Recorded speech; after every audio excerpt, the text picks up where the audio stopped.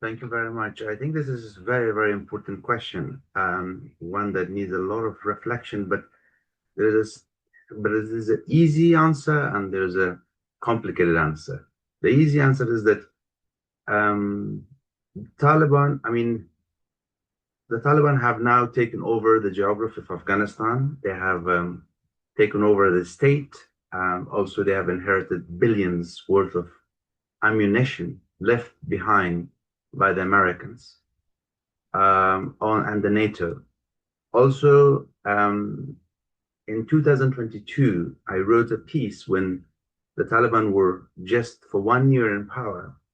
I said in that piece, which was published in Newsweek, that the international community is sending around $40 million on a weekly basis through cash plates to Afghanistan under the guise of humanitarian assistance. If those funds were stopped, the Taliban would not be able to consolidate their power. That was very bluntly. So given the Taliban has taken over Afghanistan, given they have inherited so much ammunition, given they had, I disagree. I hope he was here, Mr. Professor Semple. He's a close colleague of mine. We work very closely together, and he always is present in our conferences in Cambridge. He said the Taliban are part of the fabric of Afghanistan. I absolutely disagree. The Taliban were a product of the madrasa system in the, maybe hopefully Mr. Sarraj will comment on this as well.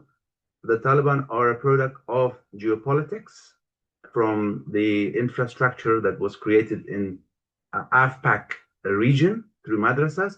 So basically, to make it very simple, now they have the geography and the control. The only way to challenge them is through armed resistance.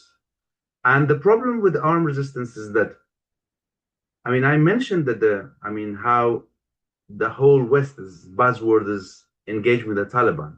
And you previously asked this question about engagement.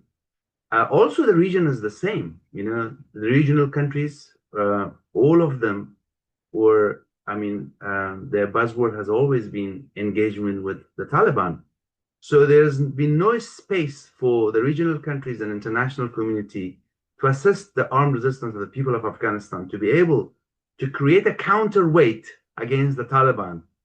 Even if we wanted peace through negotiation, they will not take the opposition seriously until the opposition has not been able to challenge them and create a counterweight. So that's the only way forward, I guess. Resistance, armed resistance, coupled with civil resistance.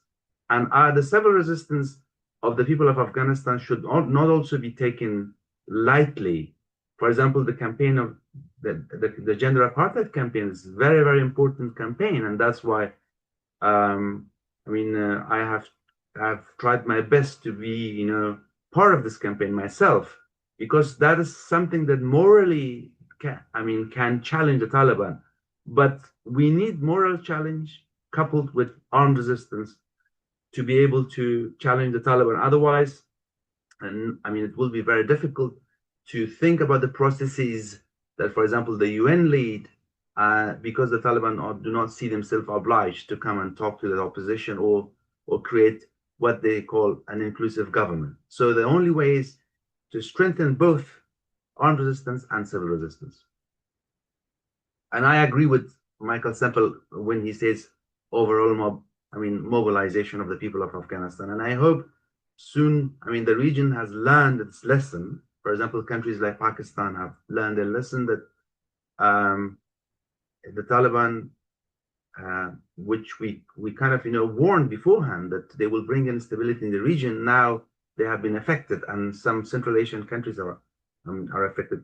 I'm sure Chinese and the rest will be affected soon, and hopefully they will become more susceptible to understanding the points that I'm making, and they will become cooperative with the acknowledging the armed opposition and the civil resistance of the people of Afghanistan. Thank you.